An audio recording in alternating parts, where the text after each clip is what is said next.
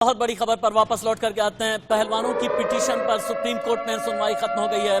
पहलवानों को supreme court से लगा है बहुत बड़ा झटका। सुप्रीम कोर्ट ने साफ कह दिया कि हाई कोर्ट या फिर निचली अदालत जाए। पहलवान एफआईआर के लिए याचिका दाखिल की गई थी, लेकिन अब सुप्रीम कोर्ट ने कह दिया कि आगे आप अगर कोई और एक्शन चाहते हैं तो आप सुप्रीम कोर्ट का रुख करें। सुप्रीम कोर्ट ने कहा कि हमारे समक्ष केवल एफआईआर दर्ज करने की मांग को लेकर पिटीशन फाइल की आपने, अब एफआईआर दर्ज हो चुकी है। सुप्रीम कोर्ट ने याचिकाकर्ताओं की तरफ से रिटायर्ड जज से मामले की जांच की मांग को कर दिया खारिज। सुप्रीम कोर्ट ने कहा अगर कोई शिकायत है तो संबंधित निचली अदालत जाइए, उसके बाद फिर हाई कोर्ट आए, सीधे सुप्रीम कोर्ट आने का कोई मतलब नहीं है। सुप्रीम कोर्ट ने महिला पहलवानों को कहा कि भविष्य में वो संबंधित मैजिस्ट्रेट या हाई कोर्ट का रुख कर सकते हैं। महिला पहलवानों के यौन शोषण का मामला आगे सुनवाई नहीं करेगा सुप्रीम कोर्ट। सुप्रीम कोर्ट ने महिला पहलवानों की पिटीशन पर सुनवाई बंद की। सुप्रीम कोर्ट ने कहा कि मामले में एफआईआर दर्ज हो चुकी है। सुप्रीम कोर्ट की सुनवाई का उद्देश्य एफआईआर को लेकर था, जो अब दर्ज हो चुकी है। यानी चीफ जस्टिस ऑफ इंडिया ने साफ कहा कि मामले की सुनवाई बंद होनी चाहिए। कमिश्नर ने अपने हलफनामे में कहा है कि नाबालिग को सुरक्षा दे दी गई है। इतना ही नहीं, दूसरे शिकायतकर्ताओं को भी सुरक्षा दे दी गई है।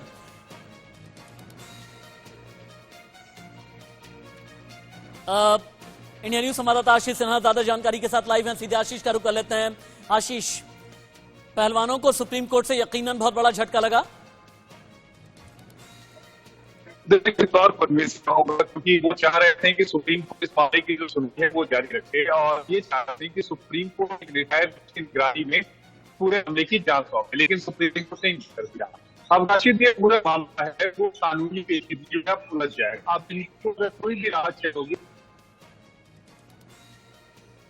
आशीष, आपकी आवाज नहीं आ रही, आपका वीडियो भी नहीं आ रहा, आपका ऑडियो भी नहीं आ रहा है। हमें एक बार आपको रिपैच करेंगे। टीम पीसीआर प्लीज जितना जल्दी हो सके आशीष सिन्हा को आप रिपैच करें। हालांकि सॉलिसिटर जनरल ने सुप्रीम कोर्ट के अंदर बड़ी बातें कही। उन्होंने कहा कि वो राजनीतिक पार्टी के लोग बेड लेकर के गए थे, धक्का मुक्की हुई, कोई पुलिस वाला शराब पिए हुए नहीं था, सभी की मेडिकल जांच की गई है। चीफ जस्टिस ऑफ इंडिया ने कहा कि एसजी ने कहा है कि मजिस्ट्रेट के समक्ष बयान शिकायतकर्ताओं के जल्द दर्ज किए जाएंगे। चीफ जस्टिस ऑफ इंडिया ने कहा कि कमिश्नर ने अपने हलफनामे में कहा कि नाबालिग को सुरक्षा दी गई है। इतना ही नहीं, दूसरे शिकायतकर्ताओं को भी सुरक्षा दी गई है। और चीफ जस्टिस ऑफ इंडिया ने मामले की सुनवाई बंद की। सुप्रीम कोर्ट ने महिला पहलवानों की पिटीशन पर सुनवाई बंद कर दी है। सुप्रीम कोर्ट ने कहा कि मामले में एफआईआर दर्ज हो चुकी है। सुप्रीम कोर्ट की सुनवाई का उद्देश्य एफआईआर को लेकर के था, जो अब दर्ज हो चुकी है। ये बिग स्टोरी है। सुप्रीम कोर्ट ने महिला पहलवानों को यह भी कहा कि भविष्य में संबंधित मजिस्ट्रेट के पास आप जाएं, हाई कोर्ट का रुख भी आप कर सकते हैं। सुप्रीम कोर्ट ने यह भी कहा कि हमारे समक्ष केवल एफआईआर दर्ज करने की मांग की गई थी, अब एफआईआर हो चुकी है। सुप्रीम कोर्ट ने पिटिशनर की तरफ से रिटायर्ड जज से मामले की जांच की मांग को कर दिया खारिज। सुप्रीम कोर्ट ने कहा कि अगर कोई शिकायत है तो संबंधित निचली अदालत आप जाएं, उसके बाद फिर हाईकोर्ट का आप रुख कर सकते हैं। फोन लाइन पर आशीष सिन्हा लाइव। आशीष, अपनी बात आप आगे बढ़ाएं, पूरी करें। देखिए राशिद जी, अगर आप पहलवानों को किसी भी तरह की कोई राहत चाहिए होगी तो उसके लिए उन्हें निचली अदालत का रुख करना पड़ेगा। हालांकि सॉलिसिटर जनरल ने अदालत में ये बयान जरूर दिया और उसको कोर्ट ने रिकॉर्ड पर भी लिया कि 164 के बयान यानी मजिस्ट्रेट के समक्ष जो बयान दर्ज किए जाते हैं वो बहुत जल्द उसकी प्रक्रिया जो है वो शुरू हो जाएगी। हालांकि पहलवानों के वकीलों की तरफ से कल जो धक्का मुक्की हुई थी उसका मुद्दा भी उठाया गया, जिस पर सॉलिसिटर जनरल ने कहा कि एक सियासी दल के जो नेता है वो वहां पर बेड लेकर पहुंच गए और उसी को रोकने की कोशिश में सारी चीजें हुई। उन्होंने इस बात का भी जिक्र किया कि कुछ मीडिया जो चैनल्स हैं वो ये बता रहे हैं कि पुलिस वाला जो था एक पिए हुए था, जबकि हमने सभी पुलिस वाले जो वहां पर मौके पे मौजूद थे। कदम रहेगा आप लोगों का, क्या आप लोग हाईकोर्ट से अभी देखेंगे। ये बेसिकली डिसीजन लेना है विक्टिम्स ने, उनके जो काम करने वाले हैं उनको डिसीजन लेना है कि आगे क्या करना है। आज के दिन ये प्रोसीडिंग्स कंप्लीट हो गई है। प्रोबेबली अब कुछ दिन जरूर ये वेट करना चाहिए कि दिल्ली पुलिस क्या करती है। अगला कदम लेने से पहले कुछ दिन का वेट करना बनता है। क्या ब्रिजभूषण शरण को क्वेश्चनिंग के लिए बुलाया गया है एक भी बारी?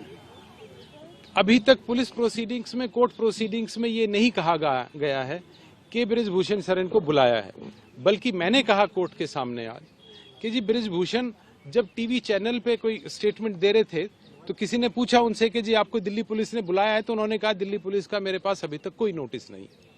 तो इसमें कई लोग कह रहे हैं कि ये जो आज का निर्णय रहा वो आपको झटके के तौर पे देखा जा रहा है। हम ये उम्मीद कर रहे थे कि शायद सुप्रीम कोर्ट इस केस की मॉनिटरिंग किसी रिटायर्ड सुप्रीम कोर्ट जज के थ्रू कराए, ताकि ये थोड़ा सा मॉनिटर किया जा सके कि दिल्ली पुलिस इस केस में कोई कानून के तहत कार्रवाई कर रही है कि नहीं कर रही है। But for reasons of course the court close the proceedings. Sir, कल के वाकये को लेके जो कल रात को जंतर मंतर पर उसको लेके क्या सबमिशन दिया गया या उस पर कोई कोर्ट हमने बताया कोर्ट को कि जी कल वहां पे दिल्ली पुलिस कह रही है हमने विक्टिम्स को प्रोटेक्शन दे दी है, उसके उल्टा दिल्ली पुलिस ने कल जो वहां पे पहलवान बैठे हैं उनकी जम के पिटाई की है। ये बात आज के अखबारों में कवर की गई है। टाइम्स ऑफ इंडिया ने स्पेसिफिकली फ्रंट पेज पे इस बात को लिखा है, तो हमने वो पास ऑन किया। पर तुषार मेहता जी ने कहा कि जी नहीं, वो तो कोई नेताजी आए थे, वो चारपाइयां लेके आए थे, उनको रोकने के लिए कुछ धक्का मुक्की हुई, तो कोई ऐसी बात नहीं। तो कोर्ट ने उस पर कुछ संज्ञान नहीं लिया है? नहीं लिया। लेने को अग्री किया है कि क्या? नहीं, कहा है कि कहीं पुलिस और जाए? कोर्ट ने उसके ऊपर कोई संज्ञान नहीं लिया। ठीक है, बहुत थैंक धन्यवाद यू। सर।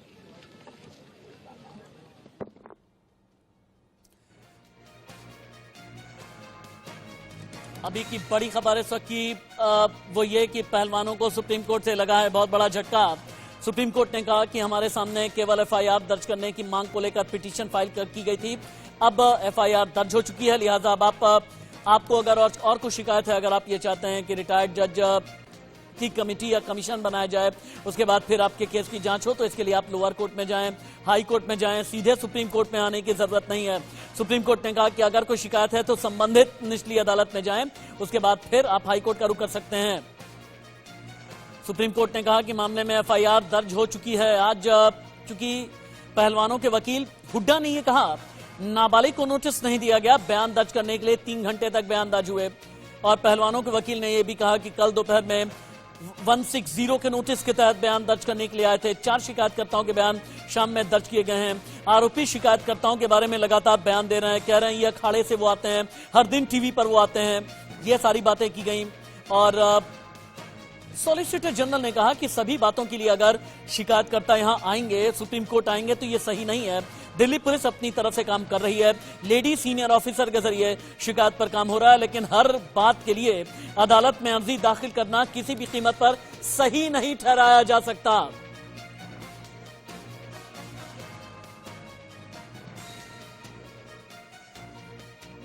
आशीष मेरे साथ में लाइव हैं, एक बार फिर से रुक कर लेते हैं। आशीष, सॉलिसिटर जनरल ने क्या कहा, एक बार विस्तार पूर्वक बताएं।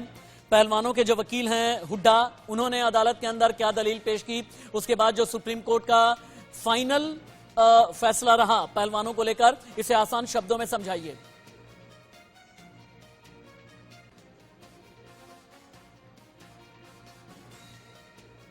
आशीष, आप सुन पा रहे हैं मुझे? आशीष, आपका वीडियो आ रहा है, क्या आप मुझे सुन पा रहे हैं? आशीष, चलिए, आशीष का वीडियो हम ठीक तरीके से देख नहीं पा रहे हैं। आशीष, आपकी आवाज हम सुन सकते हैं, बोलिए आप। आपको आवाज आ रही है? जी, आवाज आ रही है, बोलिए। राशिद जी, अगर आप पूरी आज कोर्ट की प्रोसीडिंग को देखेंगे तो पहलवानों को सुप्रीम कोर्ट से आज निराशा मिली है, क्योंकि अब ये जो लड़ाई है वो लंबी हो जाएगी। अब जो पूरी प्रक्रिया, कानूनी प्रक्रिया होगी, उसका पालन करना होगा। यानी सबसे पहले जो बयान दर्ज होंगे वो 161 में बयान दर्ज किए जाएंगे। अभी तक केवल 4 शिकायतकर्ताओं के बयान दर्ज किए गए हैं, 1 जो उसमें नाबालिग है, 3 और जो दूसरी रेसलर है उनके बयान दर्ज किए गए हैं। कुल 7 जो है वो महिला शिकायतकर्ता है। उसके बाद चूंकि आज सॉलिसिटर जनरल तुषार मेहता जो केंद्र सरकार की तरफ से अपील हुए हैं, दिल्ली पुलिस की तरफ से अपील हुए थे, उन्होंने कहा कि हम जल्द ही इस मामले में मजिस्ट्रेट के समक्ष बयान दर्ज कराएंगे।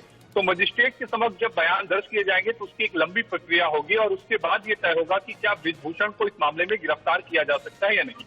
तो एक लंबी जो कानूनी लड़ाई है वो आज के बाद शुरू हो गई है।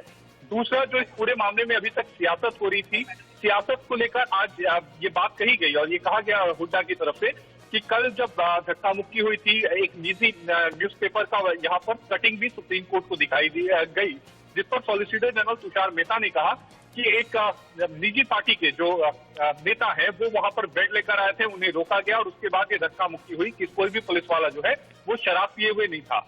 लेकिन सबसे इसमें बड़ी बात यह है कि हरीश साल्वे जो सबसे बड़े वकीलों में से एक देश में शुमार है, वो ब्रिजभूषण की तरफ से अपीयर हुए।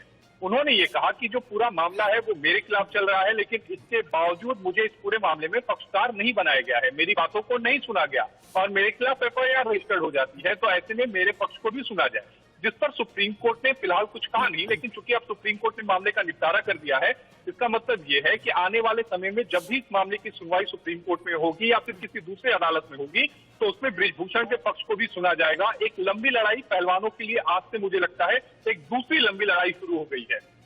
अच्छा, आपकी बात से जो मुझे समझ में आ रहा है, आपने ये कहा कि एक लंबी लड़ाई शुरू हो गई और आगे आने वाले वक्त में जैसे ही अदालत का लोअर कोर्ट या हाई कोर्ट में रुख करते हैं पहलवान, तो बृजभूषण शरण सिंह का भी पक्ष सुना जाएगा। लेकिन इस बीच पॉक्सो की जो धाराएं लगी हैं, क्या संभावना है कि बृजभूषण को अरेस्ट किया जाए? देखिए, कई सारे अलग अलग रूलिंग्स हैं इसमें सुप्रीम कोर्ट अलग अलग केसेस में, और कानून भी ये कहता है कि अगर पॉस्को का जो मामला है वो पुराना है, यानी 1 साल से ज्यादा वो मामला पुराना है, तो ऐसे में प्रारंभिक जांच की जरूरत होती है। और जांच के दौरान अगर आरोपी व्यक्ति जो है वो पुलिस के साथ कॉपरेट करता है और पुलिस कभी भी ये नहीं कहती कि उसने मुझे कॉपरेट नहीं किया या वो गवाहों को धमका रहा है या डरा रहा है, इस तरह की कोई शिकायत उसके खिलाफ नहीं होती, जी तो आशीष, इस मामले में गिरफ्तारी नहीं होती है। कानून के जानकार ये कहते हैं, लेकिन अब देखना ये होगा कि मामले में के तहत जब मुकदमा दर्ज होता है, दर्ज हो जाते हैं, पुलिस की तरफ से क्या। आशीष, बहुत शुक्रिया आपका इस तमाम जानकारी के लिए। आगे बढ़ते हुए आपको दिखाते हैं इंडियन प्रीमियर लीग की कुछ बड़ी खबरें। आईपीएल 2000